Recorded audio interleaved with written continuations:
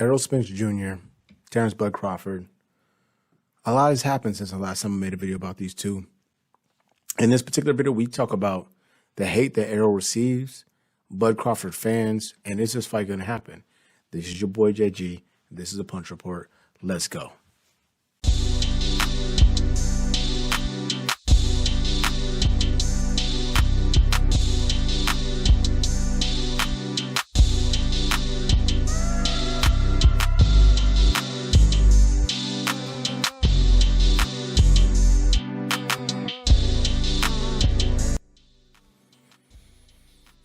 Like I said before, y'all, welcome back to the channel. This is your boy JG. If you have not taken the opportunity to do so, please like, subscribe, bell icon for notification. Let's get right into the content. So you see the title of the video. You heard the intro. Errol Spence Jr., Terence Bud Crawford. They are slated to meet potentially sometime October, September, November time. The details are foggy at the moment, but as you guys know, if you pay attention to any news on boxing YouTube, this is a fight that's been in the works.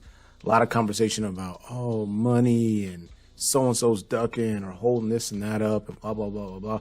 But we know there's enough information there to suggest that this fight is indeed close. I want to get out in front of this and say this now. I said this after the Ugas fight, and a couple of y'all called me out on it, but I might low-key end up being right. I'm nervous. I'm going to be honest about it. I'm nervous. I'm nervous about this fight getting done. Now, if they announce this shit Monday or something like that, then that's dope.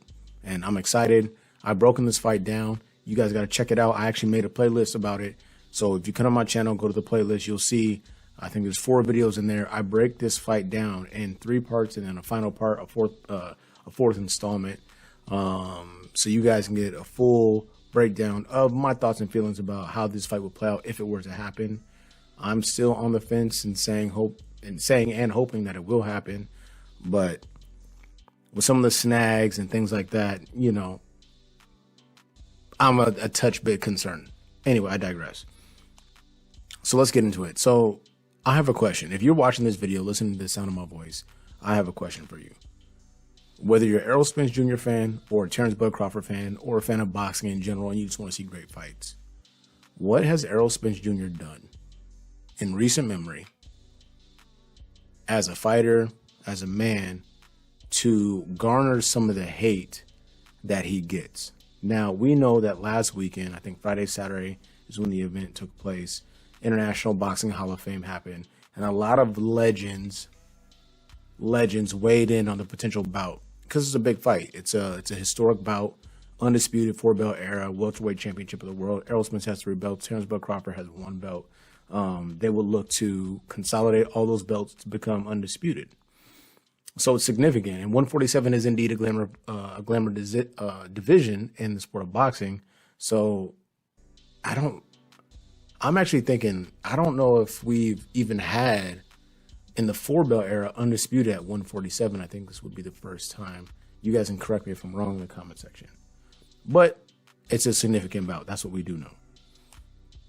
A lot of pundits, professionals, experts, former fighters, wannabe fighters, guys that have been around the sport for a long time, essentially are saying, you know, I don't see it for Errol Spence. I think that Bud Crawford is too dynamic and special, and, you know, he can get it done, and there's nothing that Errol can do, and, you know, I don't really think he has a shot or opportunity to get it done in this particular bout.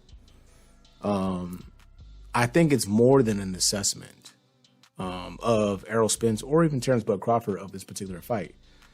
If you are making an argument for Bud Crawford, or if you're making an argument for Errol Spence Jr., I think that's great. You know, it's not going to be 100% in either direction, but you have to come correct with the position that you're taking. Simply saying, yeah, I think Bud's going to win. You know, I think that, you know, I think he's better and he's just going to win. Well, I want to know why you feel that way. I want to know why you're taking that position. You know, if you feel that way about Errol, I want to know why you feel that, you know, why you're taking that position. I want to hear more behind that. I said this in a video directly after Errol Spence Jr. defeated Yordenis Ugas brutally by disfiguring him, stopping him, and making him cry blood. individuals were not checking for Yordenis Ugas the way they were right before the Errol Spence fight. He's a tremendous fighter, Cuban School of Boxing, 4 losses, competed at 140, 147, stopped Ray Robinson, beat Manny Pacquiao, had a close fight with Sean Porter. So, he's been in there. But for me, I respect him as a fighter, as a man. I know that he's a champion at heart, and he held the belt, and he defeated Manny Pacquiao, at 40. But at no point in time was I ever confused about what was going to happen with his fighting style going up against a guy like Errol Spence Jr. I made videos about that. I got a lot of heat about that. The titles of the videos that I did were Errol Spence Jr. is going to punish Yordenis Ugas. I did that video and that title 2 months before the fight. Leading up to the fight, the last video that I did is Errol Spence Jr. versus Yordenis Ugas. This will not be pretty. I did that like 2 or 3 days before the fight, so I wasn't confused about what was going to happen, what was going to take place. But the reason why I bring this up is when I saw individuals choosing Yordenis Ugas over Errol Spence Jr., they weren't really picking Yordenis Ugas. They were picking against Errol Spence. The Mikey Garcia fight, he had no chance in that fight. Shout out to Mikey Garcia, and I said this before, the one thing that he did incorrectly is he tried to get like Cock Diesel and just get hella huge in an effort to compete against a guy in Errol Spence Jr. who's a big welterweight.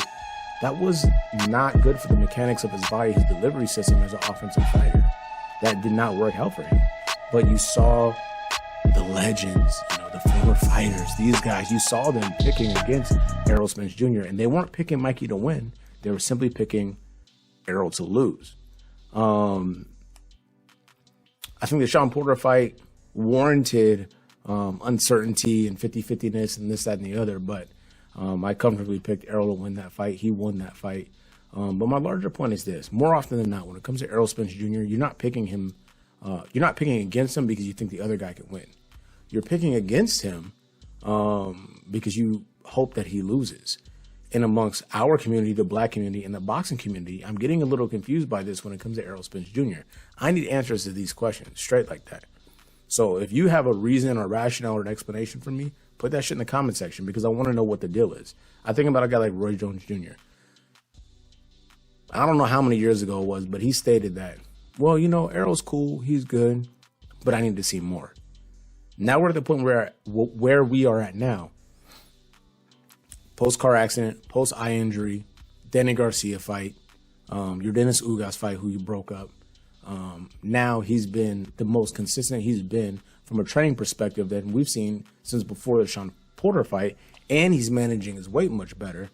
So now I want to know why we continue to second guess and wonder if it's going to be enough. If Terence Bud Crawford beats Errol Spence Jr., then great. It's a great, compelling fight. Terence Crawford rose to the occasion, and he did his thing, and he got Errol Spence out of there. If that happens, that's awesome. But I want it to be about boxing. I want it to be about what takes place in the application of the sport within the squared circle. That's what's important to me, right?